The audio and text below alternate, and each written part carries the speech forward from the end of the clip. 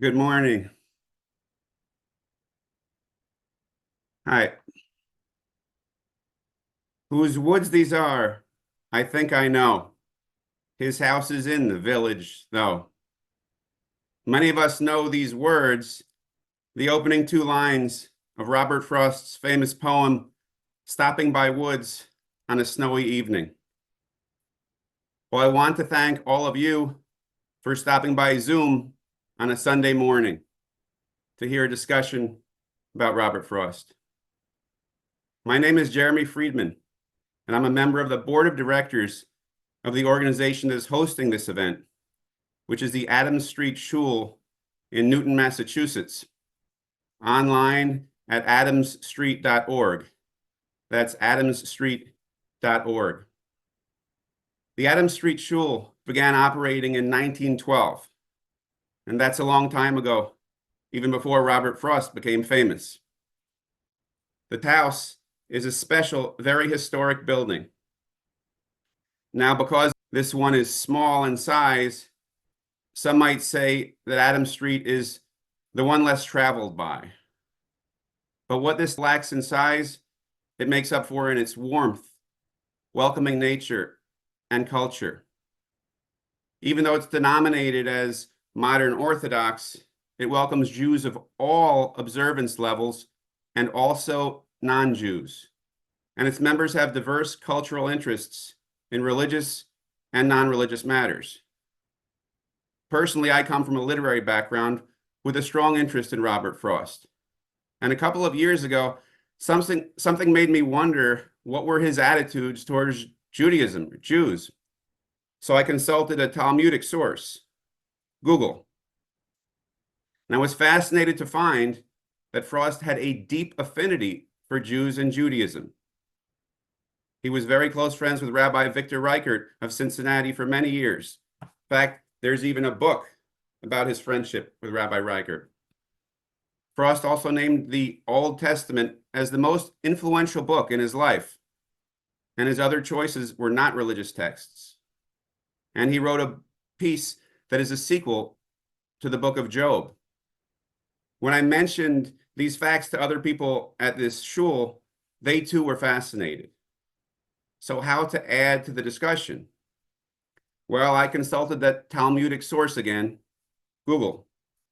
I found that Rabbi Reichert's son, Jonathan, who knew Frost for all those years, is alive and well, living in Buffalo, New York, at the ripe young age of 93 and a half.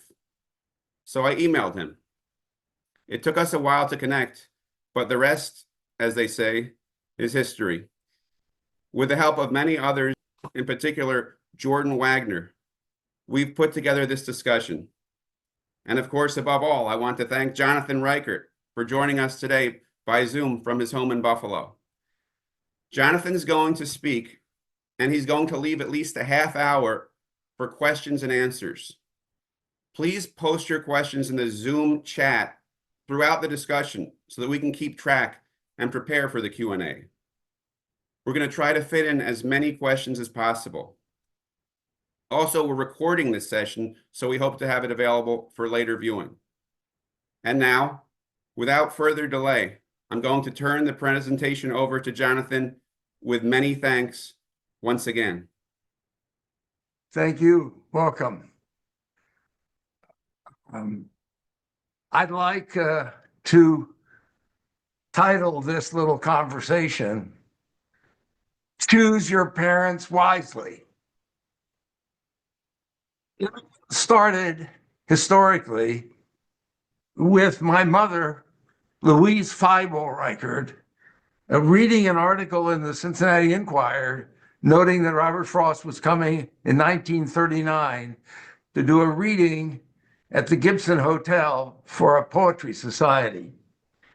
She told Dad about that, and he declined, saying that he had loyalty to Edward Arlington Robinson and that he couldn't spread himself that thin. My mother paid no attention to that, and in rather unusual form, she insisted that they go.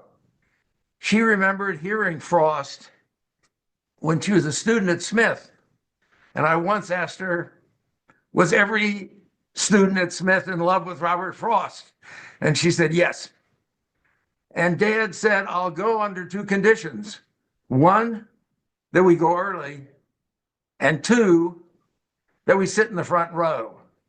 Both those things happened.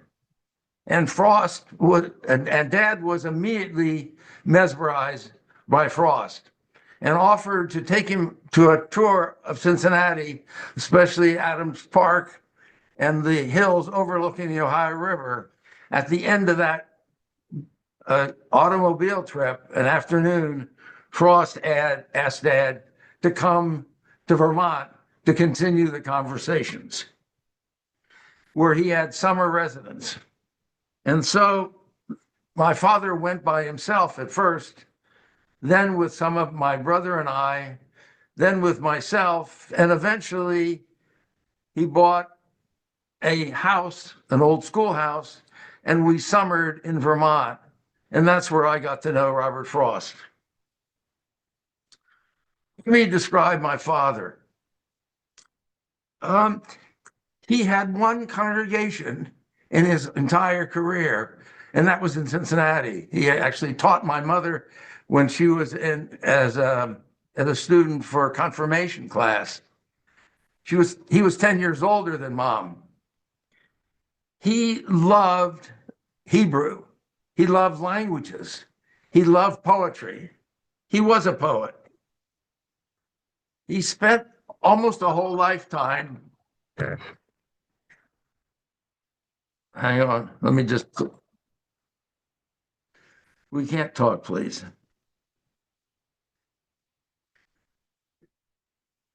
He spent most of a lifetime translating a medieval poet, Judah al-Kharisi, into English poetry. It was called the Tachkemoni. He was the first to translate that. It has since been translated again. I can remember breakfast sitting and listening to my father read poetry to me and saying, Jonathan, listen to this line of poetry in Hebrew. Isn't it beautiful? And my answer was, Dad, I don't find Hebrew a beautiful language. He must have heard that 100 times, but it didn't faze him. He still would try to convince me that this language was beautiful. He was asked to do a critical edition of both Ecclesiastes and then the book of Job. And he became steeped in that and published in the Sonsino Press a critical volume of the book of Job, which went through 22 printings. My father never made a nickel on that, by the way. They never paid him for it. But he was proud of the fact that colleges and universities all through the United States were using his critical translation and commentary on the book of Job.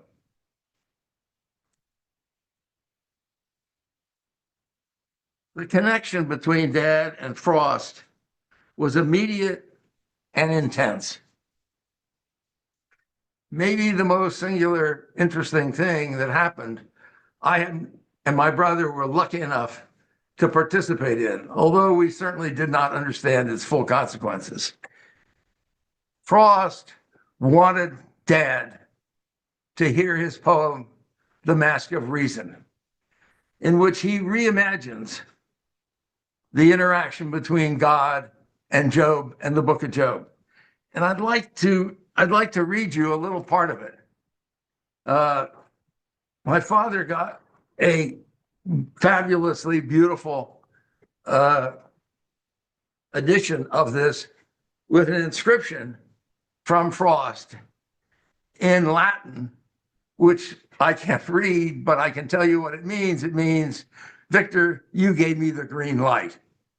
And Dad was really excited to hear that he had had such an impact on Frost with what he considered to be the crowning book in the Old Testament, the book of Job. But Frost reimagines it very differently. And in fact, the scene, The Mask of Reason, is a play, a poetry play, in which I'll set the scene. It says, a fair oasis In the purest desert, a man sits leaning back against the palm. His wife lies behind me looking at the sky.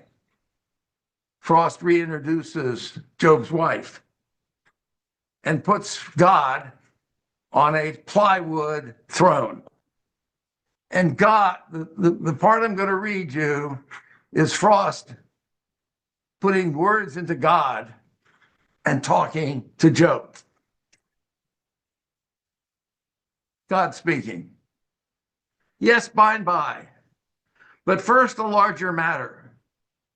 I've had you on my mind 1,000 years to thank you for the way you helped me establish once and for all the principle that there's no connection man can reason out between his just deserts and what he gets. Virtue may fail and wickedness succeed. 'Twas a great demonstration we put on. I should have spoken to you sooner had I found the words I wanted. You would have supposed one who is in the beginning was the word would be in a position to command it. I have to wait for words like anyone. Too long I've owed you this apology for apparently unmeaning sorrow you were inflicted with in those old days. But it was the essence of the trial. You shouldn't understand it at the time. It had to seem unmeaning to have meaning. And it came out all right. I have no doubt you realize by now the part you played to stultify the Deuteronomists and change the tenor of religious thought. Many thanks are you for releasing me from moral bondage to the human race. The only free will there was man's, who could do good or evil as he chose. I had no choice but to follow him with forfeits and rewards he understood, unless I liked to suffer loss of worship. I had to prosper good and punish evil. You changed all that. You set me free to reign. You are the emancipator of your God. And as so, I promote you to saint. That is the beginning of the play, The Mask of Reason. Read it. It's a fascinating understanding. And what you have to know is the last line of the play is my father's. He gave Frost this line, and to his amazement, when it was printed, the line was there. And what is the line? It's in parenthesis, and it says, "Here endeth chapter 43 of Job." Victor Reichert. The Mask of Reason.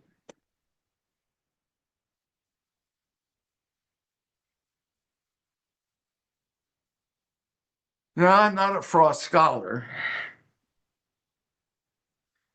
but I have some more than just a little acquaintance with Robert Frost. I first met Frost when I was 12 years old, and he died when I was 32. I was a postdoc at Harvard University doing solid-state experimental physics. Most of my contact with Frost was in Vermont.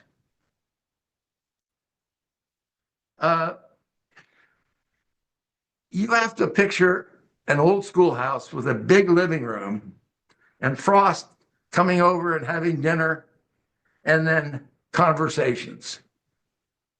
You know, many people have asked me, why didn't you record the conversations? And, you know, we talked about that as a family, and we all agreed that that was an invasion of privacy and that would change the tone of the conversation because we'd all know we were recording it. So nothing is recorded except in my brain. And what can I tell you about that? It was magical. Frost talked poetry, and it was by no accident. He later, really listening to him give various talks, I realized what was going on. Frost said, it isn't enough to write poetry. It isn't enough to read it. you have to hear it. And even the author had to hear it. He tried these things out on us. And we would remember, he would talk maybe 95% of the time, Dad 4%, and the rest of us all 1%. Frost loved to talk, and his talking was fascinating. He was always wrestling with questions about the human condition, about immortality, about beauty, about science, about war, about loyalty, about justice, about mercy, you name it. He was always wrestling with big ideas, and he was always trying out things, ways of speaking. Always a coherent evening, but usually some theme emerged.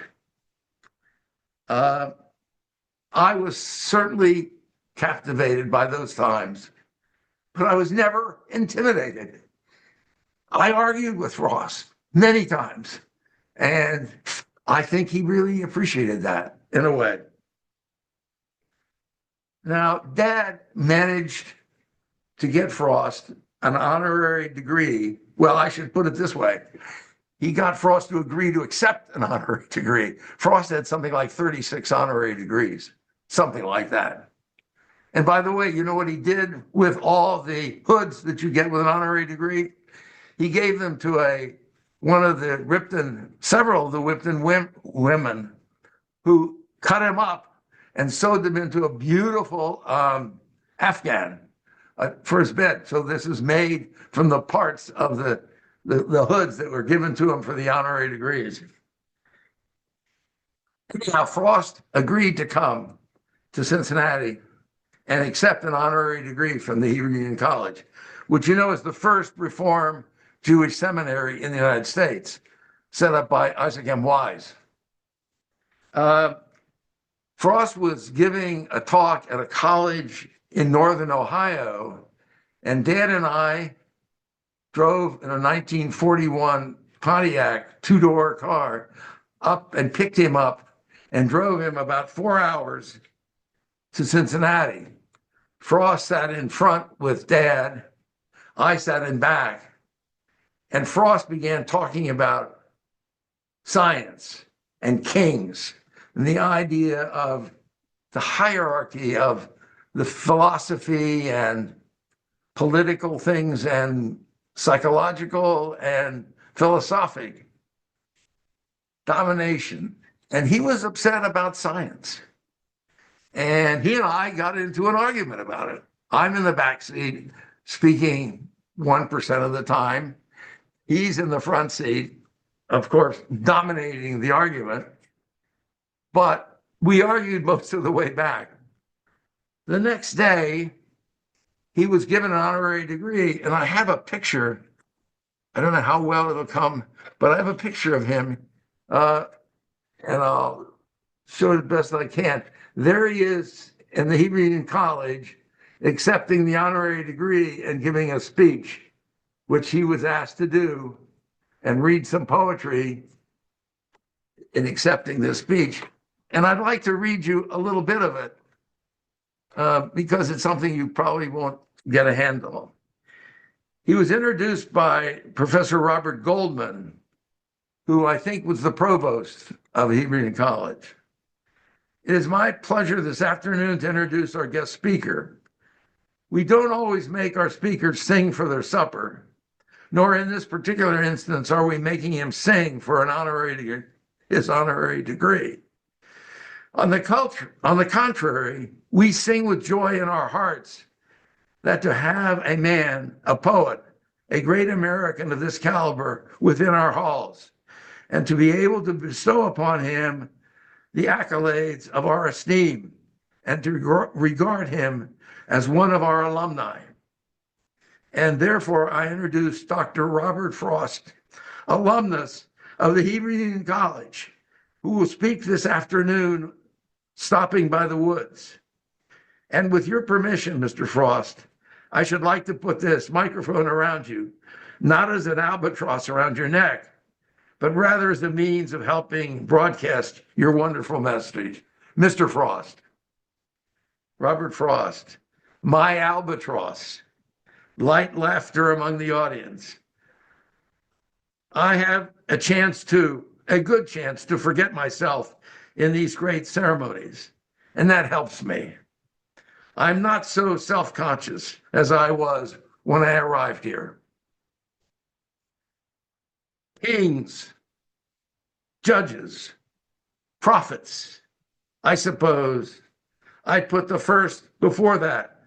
Chroniclers, prophets.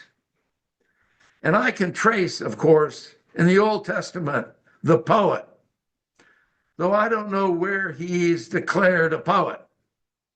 Should I know? He turned back, by the way, to the professors behind him.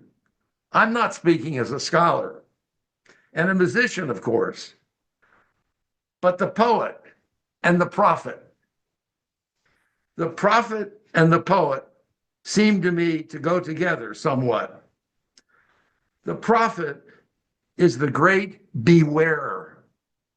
See, bewareness is in his life, telling the king to beware. And the poet is the great. The great thing is awareness, luxurying in what God gives us, luxuriating in all spiritual, mental, physical.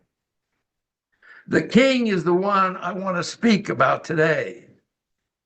That I'm speaking of today, mostly, I wonder, who thinks he's above the ruler? An Ohioan named Sherman, brother of the great soldier, gave us the Sherman Act, which says big business shall not be greater than this government. See?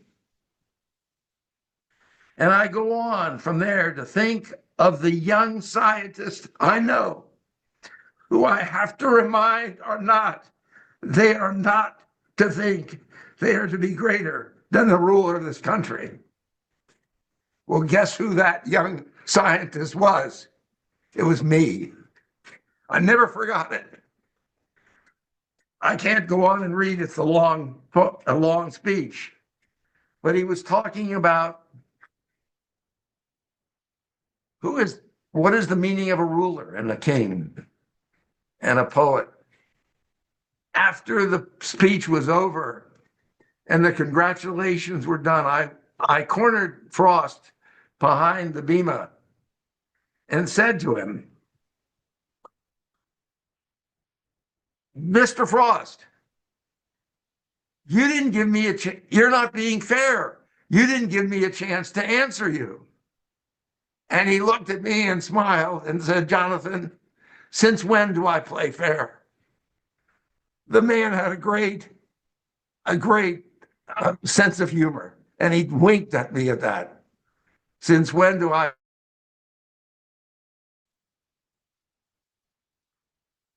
In donating Dad's collection, which amounted to 16 huge crates, plastic crates full of everything you can imagine, we discovered an envelope and a poem that was sent to me many years ago, in 1954, as a matter of fact. I am sure my father stole it from me. And it was a good thing he did, because I probably didn't understand at the time the value of it. And he squirreled it away, and I discovered it much later in life. Frost sent to his friends and various people Christmas poems. I got 2 or 3 of them, and holiday greetings. And it says, this poem brings you holiday greetings from Robert Frost, December 1947. But written on top of that, and I have it here, is Robert Frost, July 24th, 1954, Ripton, Vermont. And at the bottom it reads, to Jonathan, with the understanding that the emphasis is on 1, RF. I will read you the poem. It's called One Step Backward Taken, And the one is underlined by Frost. I know it by heart, but I don't trust myself to get it right. Not only sands and gravel were once more on their travels, but gulping muddy gallons, great boulders off their balance, bumped heads together dully and started down the gully. Whole capes aped off in slices. I felt my standpoint shaken in the universal crisis. But with one step backward taken, I saved myself from going. A world torn loose went by me. Then the rain stopped and the blowing, and the sun came out to dry me. And the line is, but with one step backward taken. People have asked me, how do I interpret this poem? Well, I'll give you my interpretation. I never asked Frost about it because I didn't remember the poem that he had done this. I discovered it long after he was dead. I think Frost is saying, we live in a terrible, turbulent world with things going on by us that are really awful tragedies. Don't run away from them. Just take one step backward. I think that's a really interesting thing. And it moves me to think that he thought enough of our relationship, my relation with him, to mark up that poem and send it to me because he felt somehow a connection and a fatherly connection, whatever. And I treasure that piece of literature. One step backward taken and save yourself from going.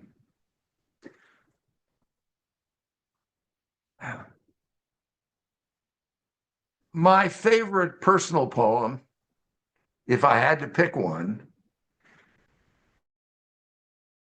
most of you know, and my wife tells me it's too long to read the whole poem, and she may be right, so I'll read the crucial parts in the beginning. It's called Two Tramps in Mud Time. And it's a story poem in a way. He sets the scene in the beginning. Two tramps in mud time. Out of the mud, two strangers came and caught me splitting wood in the yard. And one of them put me off my guard by hailing cheerily, hit him hard. I knew pretty well why he dropped behind and let the other go on their way. I knew pretty well what he had in mind. He wanted to take my job for pay. And now I'll jump to the part. Out of the woods, two hulking tramps from sleeping God knows where last night, but not long since in the lumber camp. They thought all chopping was theirs of right. Men of the woods and lumberjacks, they judge me by their appropriate tool. Except a fellow handled an axe, they had no way of knowing a fool. Nothing was said on either side. They knew they had but to stay their stay, and all their logic would fill my head. Is that I had no right to play with what was another's man's right for gain. My right might be love, but theirs was need. And where the tooth exists in twain, theirs was the better right. Agreed? But yield who will to their separation. My object in living is to unite my avocation and my vocation. As my two eyes make one in sight, only where love and need are one, and the work is play for mortal stakes, is the deed ever really done for heaven and the future's sakes. And that's worth reading again. But yield who will to their separation. My object in living is to unite my avocation and my vocation, as my two eyes make one in sight, only where love and need are one, and work is play for mortal stakes. Is the deed ever really done for heaven and the future sakes? A great, great poem.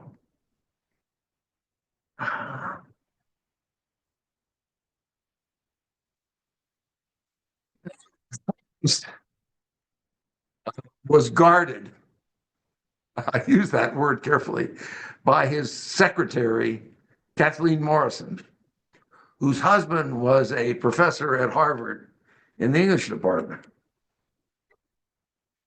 Ted Morrison, a true stuffed shirt.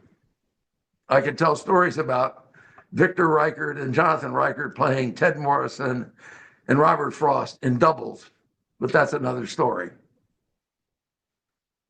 To get to Robert Frost, you had to get through Kay Morrison, and she was tough.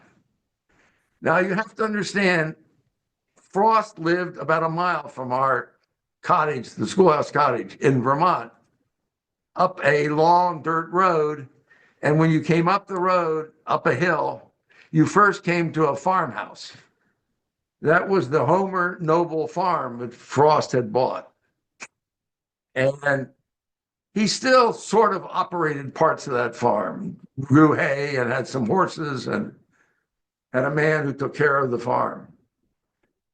But Frost didn't live in the Homer Noble house. He lived up the hill in a log cabin, literally a log cabin, with a tiny little stove, no air conditioning. He had electricity, and that house, by the way, has been preserved. You can go up and see it. He had a large rocking chair and a board, which he used to write his poems on. And he lived up there by himself when we knew him. And to get to him, you had to get through Kay Morrison past the farmhouse. Well, I was probably 16 years old, and I wanted to have my own private chat with Robert Frost. And how do you do that? Well, I was a trout fisherman with worms, and I went and caught 6 trout, cleaned them, and marched myself up the road unannounced and got to Kay Morrison, who went to the farmhouse. And I said, "Mrs. Morrison, I have 6 trout for Mr. Frost. Can I go up?" And that was my entrance. And she said, "Sure, he's up there. Go ahead." So I walked up the hill, which was probably, I guess, maybe 150, 200 yards up the hill, and gave them to Frost. And the first thing he said, "Thank you very much, Jonathan, but don't cut the heads off. The cheeks are the best part of the trout." So I learned when I caught the trout to leave the heads on, cut the guts out, and get the chance to talk to Frost, which worked beautifully. And I did that, I'm not sure, 3 or 4 times. But the last time I did it, I was in shock. I was considerably older, and I had a mess of trout with their heads on. And I got up there, and I don't think I saw Mrs. Morrison. I don't think anybody was around. I don't remember talking to her.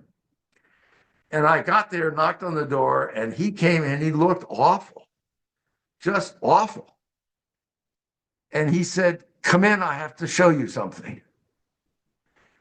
And I think I was about 18 or 19 years old. And he begins telling me this story, and I have no idea what he's talking about. Nothing. I don't know who he's referring to. I don't understand it. And he shows me this paper, this letter he got. He said, "Look at this. Is this not a madman?" And he shows me a page where there's about a line and a half of type and then a huge scrawl. And he told me it was from Ezra Pound, And I didn't understand any of it. So I went home and talked to Dad. Dad didn't understand a thing. Now I understand it. Finally, I talked to people who understood it. Ezra Pound was responsible for Frost being recognized as a poet. Frost, at the age of 40, went to England. He was an unknown poet here, unpublished. He somehow, I don't remember how, made contact with Pound and others, and Pound was impressed.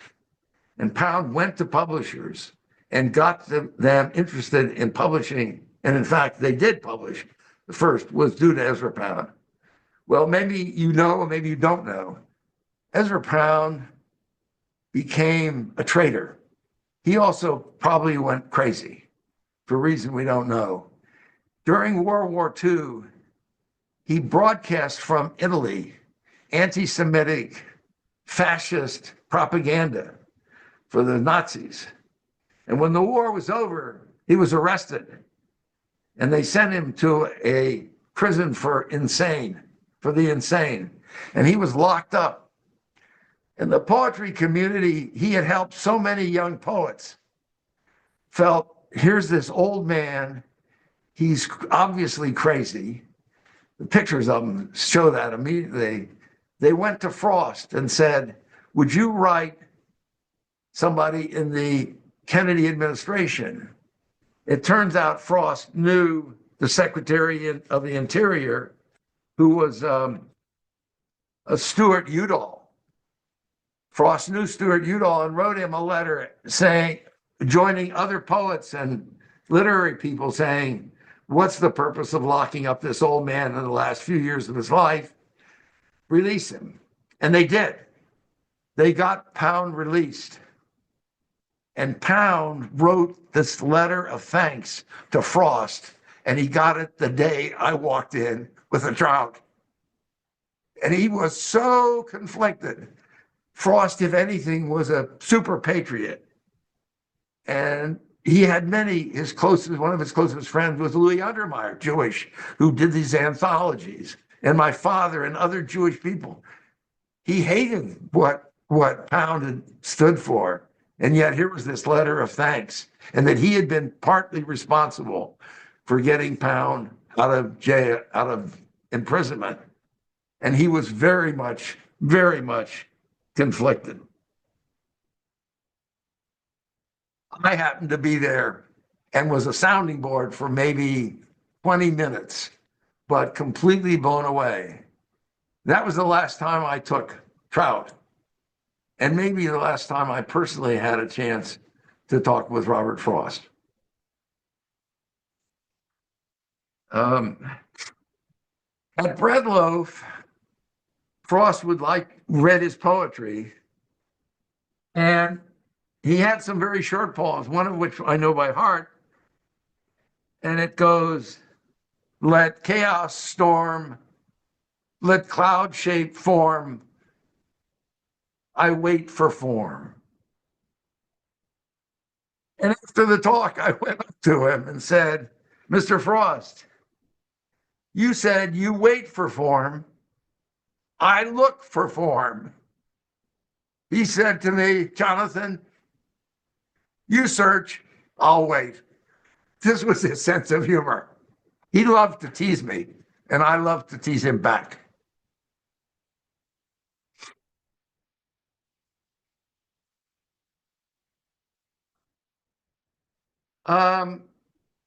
There are so many wonderful poems. Some are funny, and maybe you haven't heard some of them. And one of my favorite poems, if I can find it in one of these, Martin, let me see. Give me a minute. Not there.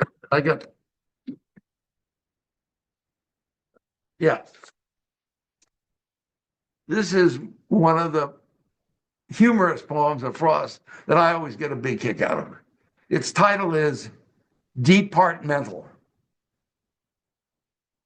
An ant on a tablecloth ran into a dormant moth of many times his size. He showed not the least surprise. His business wasn't with such. He gave it scarcely a touch and was off on his duty run. Yet, if he'd encountered one of the hive's inquiry squad, whose work it was to find out God and the nature of time and space, he would put him onto the case, answer a curious race. One crossing with hurried tread the body of one of their dead isn't given a moment's rest, seems not even impressed, but he no doubt reports to any with whom he crosses antennae, and they no doubt report to the higher up at court. Then word goes forth in Formic, death's come to Jerry McCormick. Our selfless forager Jerry will the special Janizary, whose office it is to bury the dead of the commissary, go bring him home to his people, lay him in state on a steeple, wrap him for a shroud and a pedal, embalm him with ichor of nettle. This is the word of your queen. And presently on the scene appears a solemn mortician, and taking the formal position with feelers calmly a twiddle, seizes the dead by the middle and heaving him high in the air, carries him out of there. No one stands around and stares. It's nobody else's affair. It couldn't be called ungentle, but how thoroughly departmental. Robert Frost.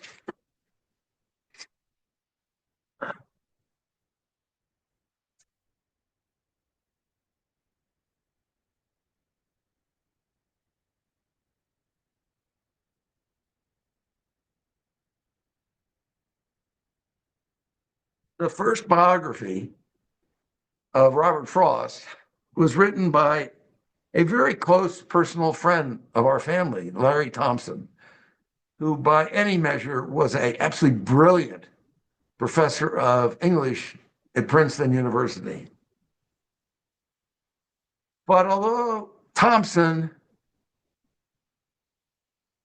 doesn't tell anything but the truth, he misses the point. And was particularly upset because it makes Frost out to be a kind of a monster.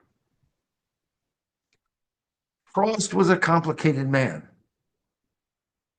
I treasure the times my wife and I took him out to dinner, our debates about science, our debates about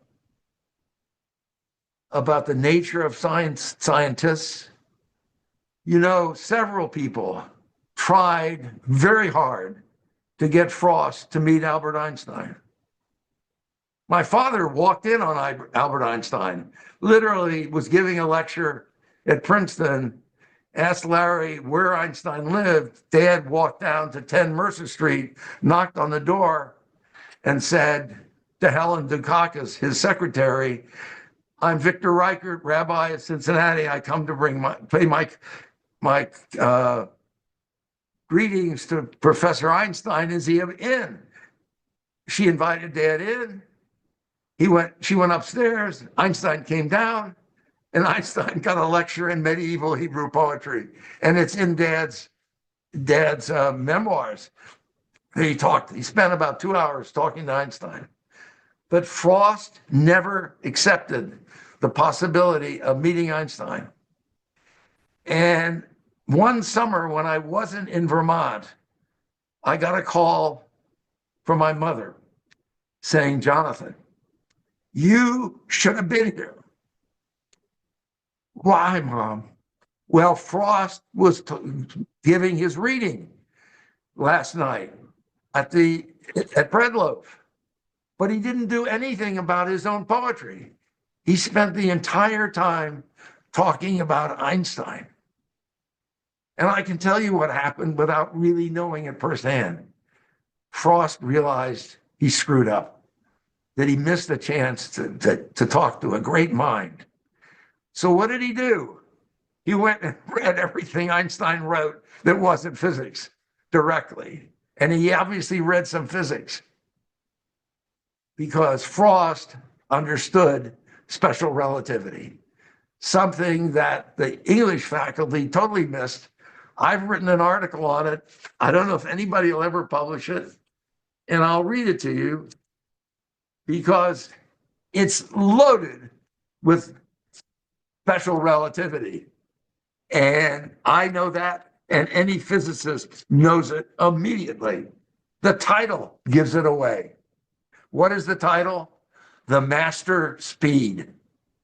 Any physicist will tell you immediately he's talking about special relativity, the speed of light.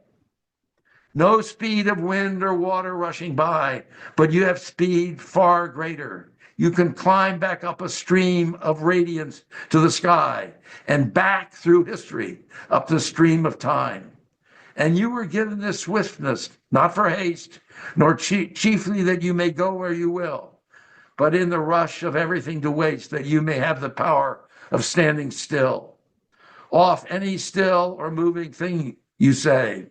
Two such as you with such a master speed cannot be parted nor swept away from one another once you are agreed that life is only life forevermore, together wing to wing and oar to oar. My father used that innumerable times at weddings, but he had no idea what this poem was about, because it was more than about a love. It was, listen to it. You have up through a history of time. You can stand still. If you travel at the speed of light, time does not exist. Frost understood special relativity, and he wrote that poem knowing that. I didn't spot that till too late. I would have loved to have had a conversation with him. So how do I sum it up? Well, I think you listen to Victor Reichert, who said to his son over and over again, Jonathan, it's the poems that matter. This is not a man whose life you want to emulate. He had a difficult life. He could be sometimes petty and very difficult. My mother tells the story of him hitting a fly ball in a softball game at the writers' conference, and the professor playing left field caught it. And Louise Reichert swears on a Bible he never talked to that professor again for catching his big hit. I don't know, maybe it's true. I think my mother doesn't lie. But that's not what you're after with Frost. It's the poems that matter. It's the poems. And so let's end this with a poem my mother read every night. And you know what's interesting about this poem is that it still makes me emotional. So let me read it to you. But if I get emotional, you have to forgive me, even though I've read this poem at least 100 times. But it is a great poem. And it's one that you could read maybe every night. Reluctance. Out through the fields and the woods and over the wall I have wended. I have climbed the hills of you and looked at the world and descended. I have come by the highway home, and lo, it is ended. The leaves are all dead on the ground, save those that the oak is keeping to ravel them one by one and let them go scraping and creeping over the crusted stone when others are sleeping. The dead leaves lie huddled and still, no longer hither and thither. The last lone aster is gone. The flowers of the witch hazel wither.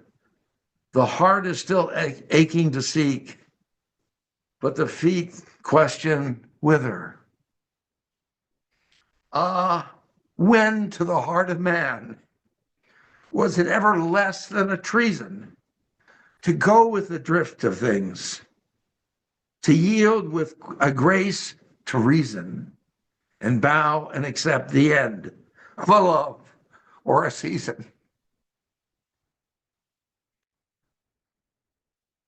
The title of this talk was Choose your parents wisely. Thank you. Jonathan, I want to thank you on behalf of the congregation. This was wonderful, and we still have time for a Q&A. I wanted to. I know we're on the Zoom. People are muted, so I'm gonna applaud collectively for the congregation and all attendees here. Wonderful. And we did leave some time for a Q&A, and we have some interesting questions that have been posted, and we're going to try to let people ask their questions on their own.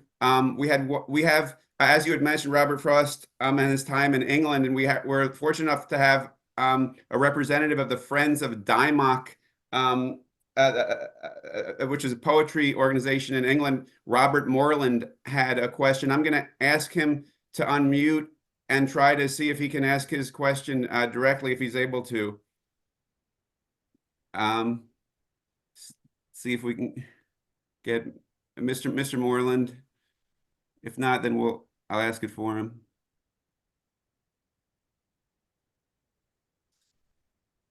Well, in the interest of time, I guess I'll try to ask it for him. And that Mr. Moreland was asking if Frost spoke with you about his time. I know you had mentioned his time in England. If Frost spoke with you beyond perhaps the Ezra Pound, but if Frost ever discussed his time in England with you. He did not. I read about it some myself, but no, I never had any conversations about that. No.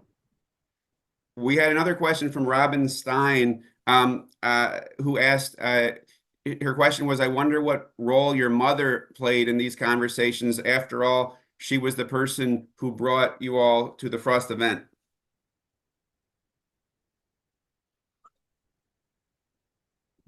Herself as supporting Dad.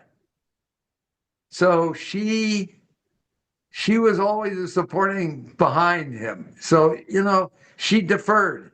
Between Frost and Victor Reichert, it was hard to get a word in edgewise in conversations. The two of them loved to talk, and they were interesting to listen to. So none of us really got many words in. But it is a shame. We probably should have stolen a couple of conversations, a little piece of it, just so you could hear it. I don't know that I've ever heard anybody. I mean, I've been very lucky. In my life, I've known, 10 Nobel Prize winners in physics. I've sat and listened to brilliant people, and they're fabulous, and I've been very lucky.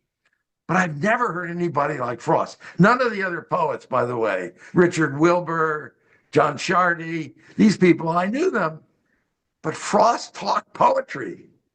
He did, and it's hard to recreate it. It was so unique.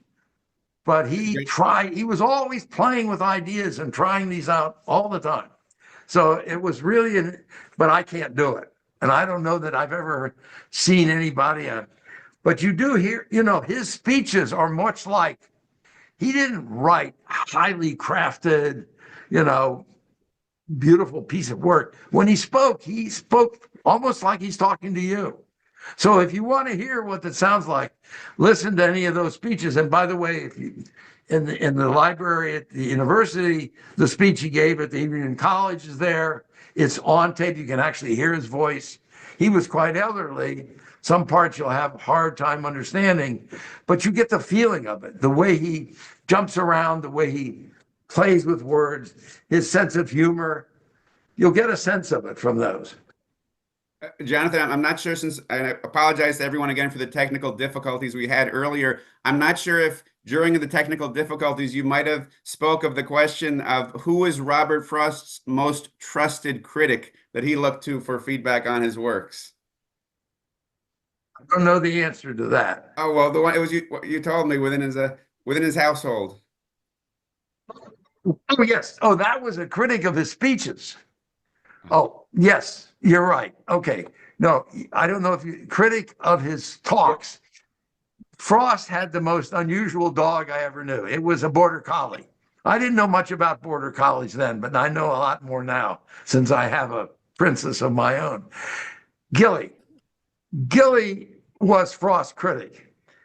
If Frost gave a talk, he always brought Gilly, no leash. I never saw a leash in the house. There was never a leash. Gilly never had a leash on. And Gilly, if Gilly sat, laid down behind Frost and went to sleep, it was a good talk.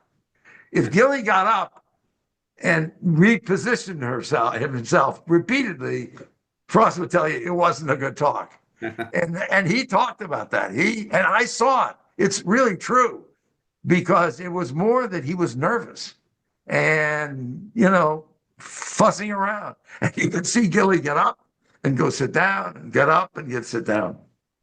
Well, I think as a commentary on your dog just walked in, which I think was very positive feedback. We had some more. It was a wonderful moment. The timing. I know. We have another question. I want to see if we can let some people ask directly. Miriam Epstein Pryal, if I'm pronouncing it correctly, I'm asking you to unmute. You had a number of questions. I'm not sure if this is work. Give us a moment. And if not, I don't know if you can hear me or not. Thank you so much. We can. First, I just want to say thank you. This is incredible to hear firsthand from somebody. I was curious to know if Frost ever expressed disappointment with any of his own poetry, or if he expressed what his own favorite writing was. And did he encourage you or any of your family members to write their own poetry? Thank you. The wife was a poet, but she never published anything. And I think that relationship was much more complicated than we realize. Frost did not, he certainly read some of the standard poems over and over again. He sort of felt obligated. He didn't speak of his own favorite, but he also would give you would set you off in the wrong direction. People are asking him what the stopping by the woods, and there are whole books written about this thing, taking every word and making it into a metaphor, and about death and about this. And, I think Frost sort of laughed at that, but he also said, when you write a poem, it's not yours anymore. It's everybody, it's your readers. They can do what they want with it. But he often would send you in the wrong direction, partly because he really felt powerful is discovery, is you discover it. When in the heart of man was it ever less than a treason to go with the drift of things and yield with grace to reason and bow and end. There's discovery in that. Do we accept? Do we accept our fate? Do we not? It's your discovery of the meaning that makes the poem mean something to you. That's a different. Why not write out? You can write this all in prose, and it doesn't move you at all. It is the discovery. So oftentimes, when people would come with their own interpretation, he would send them off in the wrong direction, or he would write even some of his essays. He contradicts himself, and I think intentionally. And he's playing with the reader. It's your job to figure out. It's your job. By the way, the one thing I didn't talk about, I'm now thinking about it. Nobody's asked me about his religion. And he actually said what he did in several things. And that in the sermon that he gave, I didn't talk about the sermon. I meant to, and let me do it now. He's in our house. It's Sukkot. Dad has to preach tomorrow.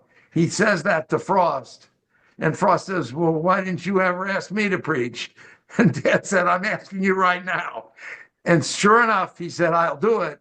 And Frost gave the only sermon he ever gave in a temple was in my father's temple at Sukkot.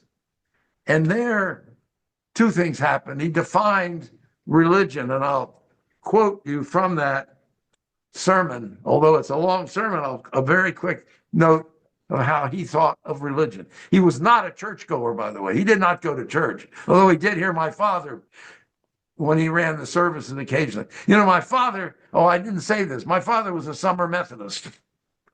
He actually always ran a service and a Bible class every summer. And he jokingly called himself a summer Methodist. And one of the ministers, the last minister there, took him up on it. And if you go look in the archives of the Methodist Church in that region, you will find Rabbi Victor Reichert, minister of the Methodist Church in Ripton, Vermont. It's official. So this is true. But here's the sermon. Here's the part of the sermon that he defines religion. Now, religion always seems to me to come around to something beyond wisdom. It is a straining of the spirit towards a wisdom beyond wisdom. And then he talks about how that is a greater good than bravery. He compares it to bravery and goes on. Frost called himself an Old Testament Christian. Now, Jeremy, play with that idea. What's an Old Testament Christian? I have my own interpretation. I've never heard him interpret it, but I've heard him say it more than once, that he was an Old Testament Christian. And my answer is pretty simple. He sees Jesus of Nazareth as in the prophetic line of prophets from the Jews. So he does not see him as the Savior and of salvation. He sees them in the Jewish notion of prophets, continuing the line of prophets. That's what I think Frost thought of how he saw his own religion, an Old Testament Christian. Very, very interesting. I want to get in a couple more questions if we can. Sure. We had a couple questions from, I hope I'm pronouncing this correctly, Madav. I've tried to unmute. Are you there? Yeah, hello. Thank you. Thank you for giving me the chance. And thank you, Jonathan, for your wonderful talk. I'm sort of calling in from Bangalore, India. I may be the only non-American in the panel. And if that is, I'm glad I'm representing the world, as it were, because Frost deserves to be read outside of America too. But the questions I had there were a couple of them. One of them was, what was his attitude towards formal poetry and free verse poetry? Because there's that famous quote about free verse being like playing tennis without a net. Yeah, So I was going to say that. Yeah, you stole my line. Yeah, he talked about that, playing tennis without a net. Yeah, but he was somewhat subjected to the pressures of the academy that he was, he was a country bumpkin, a poet, which he wasn't. He's much deeper than that. And he used free verse himself. So he writes about that. You could better off. I never heard him go in long talk, but I read years ago some essays on talking about that. But I think the great poems of Frost are the ones where you have meter and music, and I think the sound of his, is crucial to the effect on me, and that's been my view of it. And I think that's one of the things. He's accessible, but not shallow. He's deep in a way that surprises you.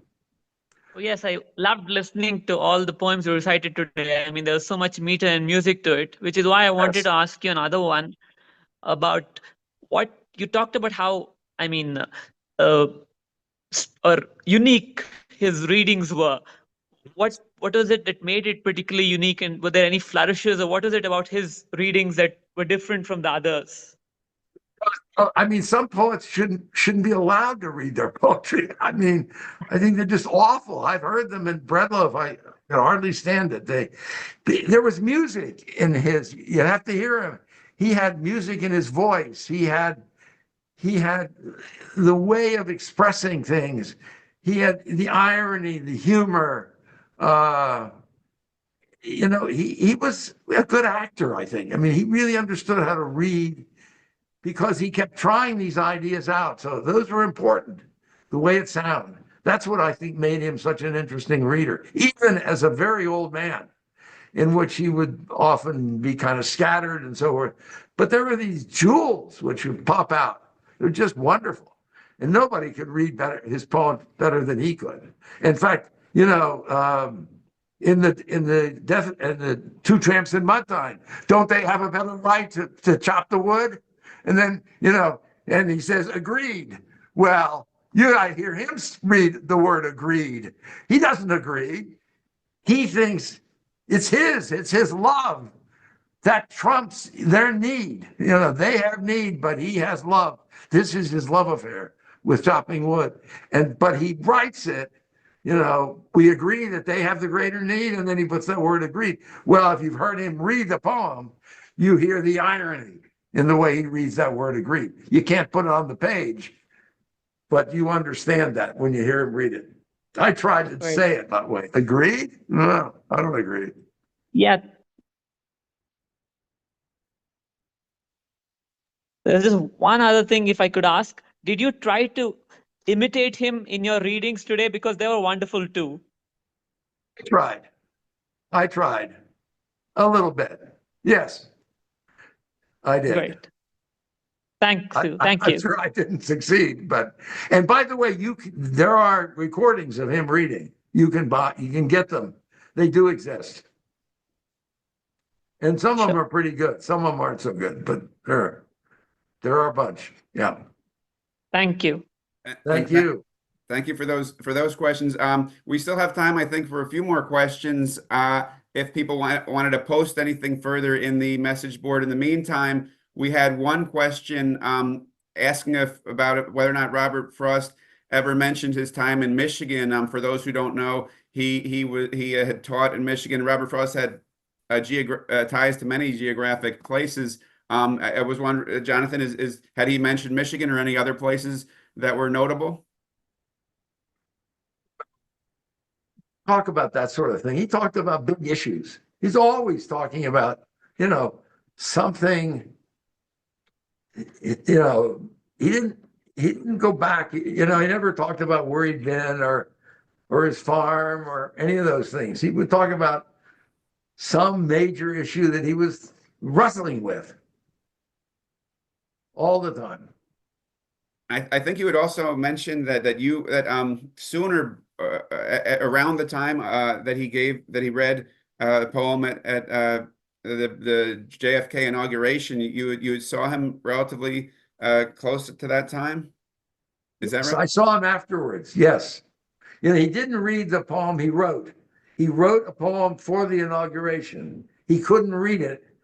There was too much wind and there was a bright sun and it reflected off the manuscript. So he, from memory, talked about the gift outright, which is a much better poem than the one he wrote. It was a fortuitous thing that he couldn't read it because the gift outright is really a fabulous poem, which he had written before. You know, it was ready for us, but we weren't ready for it, basically. It's a wonderful poem. I think we also have I don't know if I could find it and read it, but yeah, if you want to do that if you want to look, we also have a question. I think you answered this to some extent after it was posed, but if there's a follow-up, Lucy Lauren, if I'm pronouncing that right, I'm gonna see if we can unmute you and have you. I see you have your hand raised, so if you wanted to ask your question or a follow-up. Yeah. Thank you. This is amazing. I'm curious about his faith in God or the universe, or how that played out for him. His actual belief in a creator or whatever he believed in as God, and was it attached to something in nature? I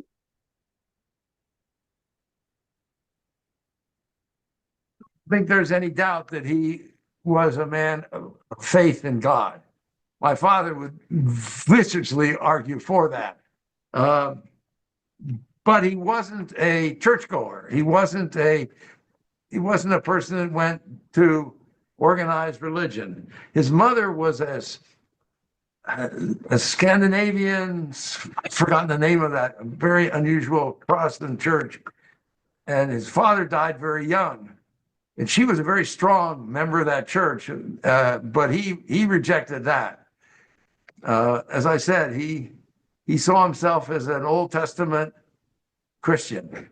So for him, the figure of Jesus as a prophet was important.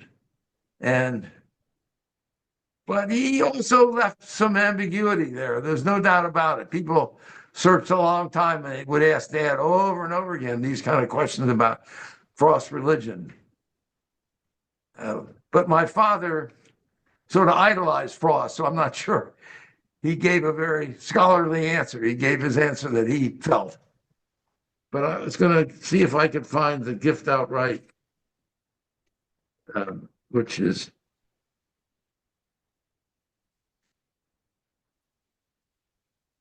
Oh. No, I'm not. By the way, for those that don't know, I'm not. for those that don't know, Jonathan by profession is a physicist. So if you've ever heard the phrase "physics for poets," well, I'm not sure how this fits in, but it's on a high level of everything. I think we're close to wrapping up. Just one or two more questions. I saw there was a question about the book of Job, and I'm not sure if I'm not sure if, it was a question of if a saint can do no wrong, why Job was promoted to a saint. I'm not sure if that's too specific or if there's anything more you want to add about the Mask of Reason. The reason you have to have two things. You have to have a sense of humor. I mean, one of the things I never understood, please explain, I have an idea. Frost puts God on a plywood throne. And the throne collapses, by the way. You have to have a sense of humor when you read that poem. But on the other hand, that part I read is really true. I mean, Job is the great emancipator of God in the sense. Before Job, you have the rule: the good, the rich are rich because they're good, and the poor are poor because they're bad. I mean, this was Orthodox Judaism in the ancient times. People really accepted that, and Job wrestles with this. I don't think he comes to very good resolution, but at least he wrestles very simply. It's all taken care of in the next life. Jews don't quite do that. They really don't. I mean, Christianity talks about salvation and, okay, you lost your child at the age of 6. She was a beautiful girl, sweet and lovely, and she's run over by a truck. And how can God let that happen? Well, the answer is in heaven. He's with Jesus. He's in heaven. The Jews struggle with it. They still struggle with it. And the author of Job clearly struggles with it. So does Frost, but he does it with the humor. And he brings in Job's wife, who's a kind of a nasty character in this thing. She's a kind of a fetch. And you have to read the whole poem, but there's these wonderful parts, which I think Frost does in this really humorous but deep way. How can God turn to human and say, you emancipated me? And how can God not find the words? I mean, this is Frost's wonderful sense of humor, but depth. That I think is really, and it's shown in that play. And by the way, we're doing that play here in Buffalo in April, I think. They're going to do the Mask of Reason. Yeah. I don't know the date exactly, but I know it's going to be done as part. We have a yearly Frost lecture, and this year they're going to do the Mask of Reason. And that's the which university. I've seen that done once before. The University of Buffalo. Yes, well, the theater department. So Yeah. anybody who's looking to follow along and keep track of that, you can keep track of the University of Buffalo. And well, I'm going to ask them if they can do these things on Zoom now. We can film it and, and open it up, because this is part of the rare birth collection. And the collection's going to grow. It's going to double because Carla Schmidt is donating her collection, which is about the size of my father's. They knew each other. So this is a major Robert Frost collection, but every year there's a Frost lecture or something, and this year they're doing a performance. And so that's a good thing for people to keep track of and look forward to. We're also we've recorded this event, and hopefully the technology has cooperated, in which case we hope to have, in the near future, we hope to have links on the Adams Street website so that you can find this. I think there's also a YouTube page, but for in the near future, that's adamsstreet.org, where we hope to have links to this. Jonathan, this has been absolutely wonderful. I'm seeing the messages come in on that chat room, and you've spent some good hours with us, and this has been remarkable, a great sharing of resources. I don't know if there's anything further that you wanted to add. We want to thank you again. I would invite you to come to Buffalo to see the collection. Let me know, and if I'm able, I would join you a little bit and add some things to that. But yes, it's a wonderful collection, and it's open to the public. There's no charge, and this is what it's open to scholars and anybody who wants to go. Did you want to just tell for a moment that this collection was started through your father's papers? Yes. Do you want to just share a moment background in case anybody's not familiar with that? Well, my father collected it. It sat in cases. I donated it about 7 or 8 years ago. I also funded endowed a lecture series. So this is letters, manuscripts, books, articles, all kinds of things about Frost and my father, and some things from me. And it's open to the public, and it's part of the poetry collection. UB, believe it or not, has the largest collection of contemporary poets in the United States. They got some curator way back before I came to the university who decided all these young poets can't get anything published. We're going to collect the whole thing. So we literally have the largest collection of poetry, U.S. poets, modern times, in the entire United States. And we have the largest of the Irish poet. Come on. Haney? Yeah. Help Seamus me. Haney? Seamus Yeah. Haney? Who? Seamus Haney? No. Or no. Come on. This is what happens when you get to be 93. I've never read him, but everybody knows him. A Day in the Life of James Joyce? James Joyce. And That's because after World War II, the James Joyce family needed money.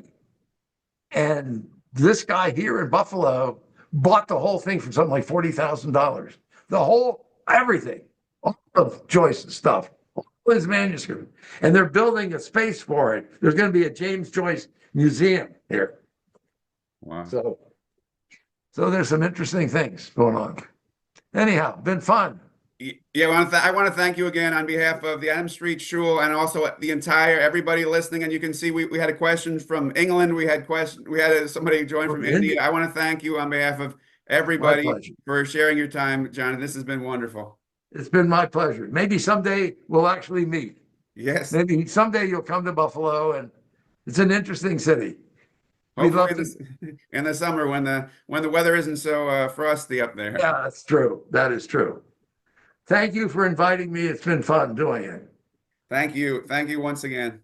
Take care. Bye-bye.